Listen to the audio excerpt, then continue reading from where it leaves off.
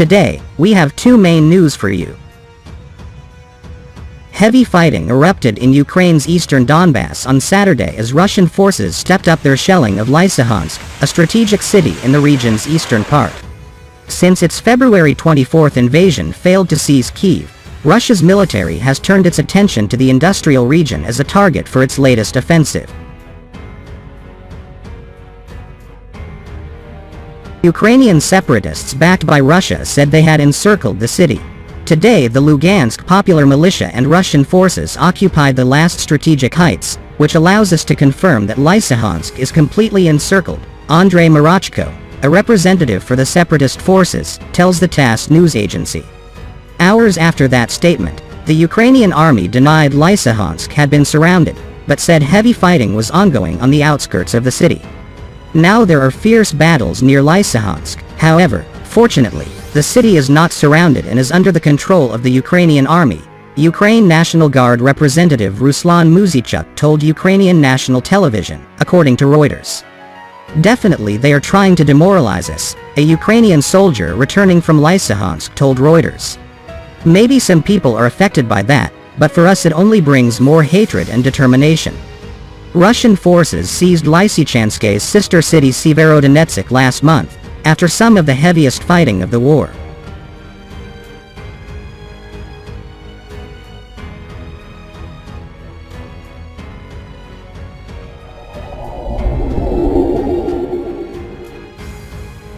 In his nightly television address on Saturday, Ukrainian President Volodymyr urged Ukrainians to maintain their resolve and inflict losses on the aggressor, so that every Russian remembers that Ukraine cannot be broken. In many areas from the front, there is a sense of easing up, but the war is not over, he said. Unfortunately, it is intensifying in different places, and we mustn't forget that. We must help the army, the volunteers, help those who are left on their own at this time. Along with the Lysychansk and Bakhmut areas, the Kharkiv region is seeing some of the front line's worst fighting. 4 people were killed, and 3 others were wounded in shelling in Izium and Chugiv, 2 districts of the northeastern Kharkiv region, according to Oleg Senegubov, Kharkiv chief of district.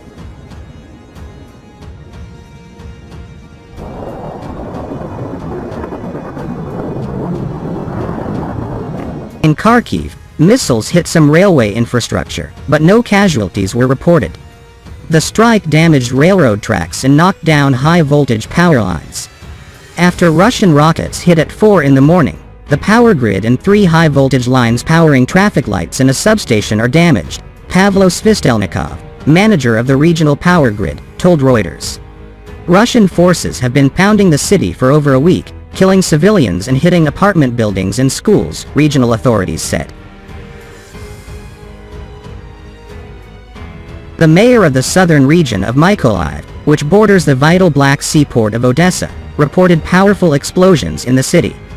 Russia later said it had hit army command posts in the area, but Reuters could not independently verify that report. After a missile struck an apartment building in Odessa Friday, Zelensky accused Russia of state terror. I emphasize, this is an act of deliberate, purposeful Russian terror and not some kind of mistake or an accidental missile strike, Zelensky said. The death toll in that Odessa strike has risen to 21.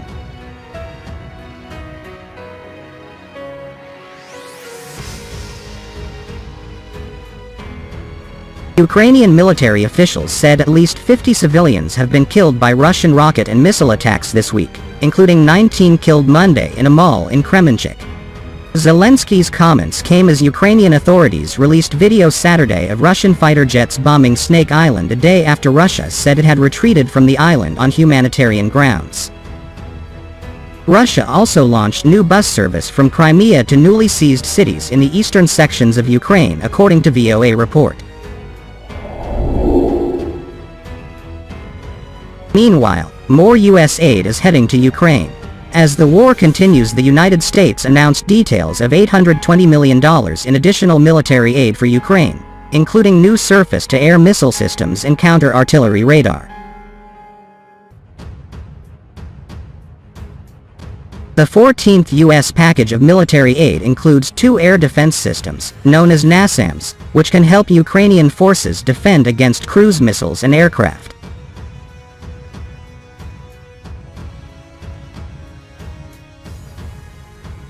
senior U.S. official said the systems are NATO standard defense systems and are part of an effort to update Ukraine's air defenses from a Soviet-era system to a modern one.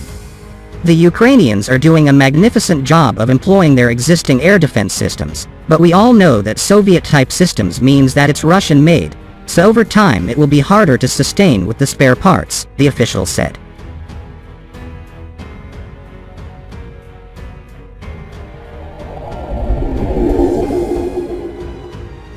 The latest aid package is designed to help Ukraine counter Russia's use of long-range missiles and follows calls by Ukrainian officials for Western countries to send more advanced weapon systems that can better match Moscow's equipment.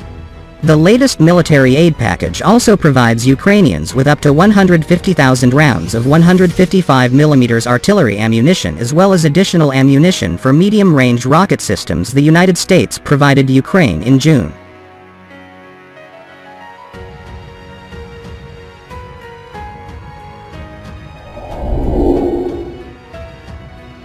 The Pentagon said Friday the Biden administration has now sent $7.6 billion in security assistance to Ukraine, including nearly $7 billion since the start of Russia's invasion of Ukraine at the end of February.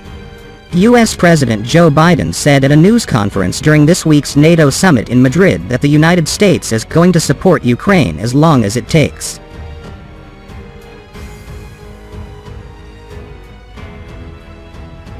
Ukrainian President Volodymyr Zelensky said in his daily address, "I am especially grateful to the United States of America and personally to Biden for the new support package for Ukraine. We are no less actively negotiating about other new weapons from our partners. We are doing everything to break the advantage of the occupiers," he said as quoted by voanews.com.